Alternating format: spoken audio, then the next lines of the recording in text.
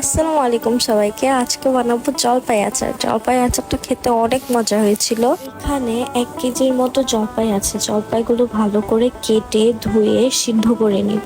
সিদ্ধ হতে হতে চলুন আচারের জন্য একটা মশলা বানাই। মশলাতে আছে মৌরি, পাঁচফোড়ন, ধনে আর শুকনা মরিচ। এগুলা ভালো করে ভেজে নিতে হবে। ভেজে ব্লেন্ডারে ব্লেন্ড করে নিতে হবে। জলপাইগুলো সিদ্ধ হয়ে গেছে, এগুলো ভালো করে হাত দিয়ে ভেঙে নিব। এভাবে আধা ভাঙা করে ভেঙে নিতে হবে।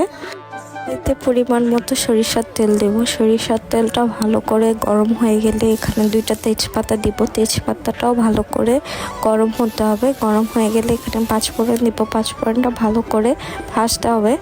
ভালো করে গ্রান আসা পর্যন্ত ভাজতে হবে। ভালো করে ভাজা হয়ে গেলে এখানে সরিষা বাটা দিয়ে দেব।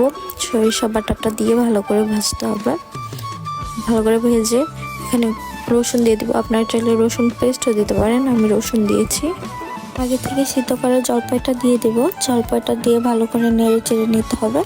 ভালো করে মিশানোর পরে এখানে চিনি দিয়ে দেবো। চিনিটা আপনারা আপনাদের পরিমাণ মতো দেবেন। চিনি দেওয়ার পর দেখবেন এভাবে গলে গেছে। তারপরে এখানে লবণ দিবেন। লবণটাও আপনারা আপনাদের স্বাদ মতো দিবেন, আমি আমার মতো দিয়েছি। তারপরে এখানে আচারের মশলাটা দিয়ে দেবো, যেটা আমরা প্লেন করে রেখেছিলাম। তারপর প্লেন করে আচারের মশলাটা দিয়ে ভালো করে মিশিয়ে নেব। ভালো করে মেশাতে হবে। তারপরে এখানে ভিনেগার দিয়ে দেবো। ভিনেগারটা আচার সংরক্ষণ করার জন্য দেওয়া হয়, এটার জন্য আচার অনেক দিন ভালো থাকে। ভিনেগার দেওয়ার পর এখানে চিলি ফ্লেক্স দেবো। এটা আমি শুকনো মরিচটা হালকা করে ভেজে ব্লেন্ডারে ব্লেন্ড করে নিয়েছিলাম। এটা আপনারা আপনাদের মতো দিতে পারেন।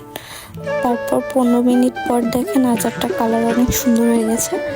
তো বুঝে নেবেন আপনাদের আচারটা হয়ে গেছে। তো ভালো করে একটা বাটিতে বেড়ে নিচ্ছি। দেখুন কালারটা কি সুন্দর এসেছে। আপনারাও বাসায় ট্রাই করবেন, খেতেও অনেক মজা হয়েছে। সবাইকে আল্লাহ হাফেজ, সবাই ভালো থাকবেন।